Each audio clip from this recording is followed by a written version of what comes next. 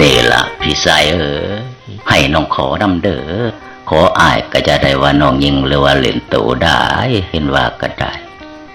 ให้น้องขอนำเด้อปะอวนอายผู้มีใจได้หักบ่แม่นอายนะบ่หล่อบ่แม่นน้องนี่ไหนนะแต่ค้าข้างอยู่ผู้วางใจคือบ่ทันอยากได้เว้าง่ายๆอยากของสาวนั่นแล้วพี่ชาย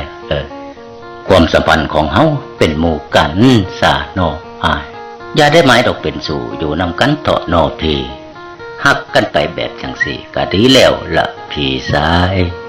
คบกันแบบน้องอายมันจังบ่ดอกสังกันไผมีหยังก็มาปั่นและซอยเหลือนอกกันได้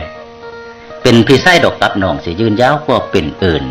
บ่ต้องข่มบ่ต้องคืนบาดยิกอื่นมาแย่งอายบาดชายอื่นมาจีบต้องบ่มองเศร้าถ้าเฮานี่เป็นหมู่กัน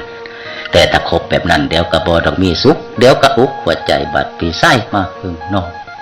ถ้าเฮาสองนกเป็นเพื่อนไปกะเยือนมากะแวบ่ต้องแลลำจ่องว่าจ้องแล้วย่านหมู่เว้าเพิ่นหักน้องก็หักอยู่ดอกเจ้าแต่เอาความน่ะแล้วเกินขอโทษเด้ออยากเป็นสาวอยู่หาเงินอีกต่อไปบ่ทันพร้อมอ้ายสิยอมดอกเป็นเพื่อนกับนางดอกหรือบ่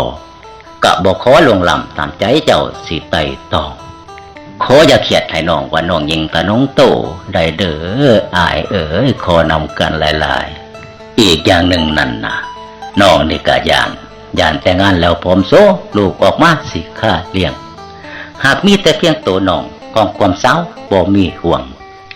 ไปเมืองหลวงหาหับจ้างก็ยังได้บ่ห่วงหยังคันสั่นก็เอาจังซี่ซะให้อ้ายนะลองไปหาจ่าเว้านำเขาผู้ยังวางลองไปถามผู้เพิ่นวางเพื่อเขาพร้อมที่สิเอาส่วนว่าน้องนี่นะว่าสิอยู่หอดเฒ่าบ่เอาง่ายยันเจ็บหม่อง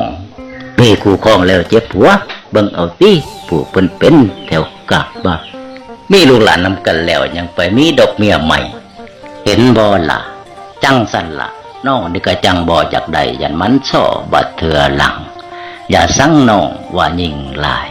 ขอน้ำอ้ายอย่าว่ากันได้เด้ออ้าย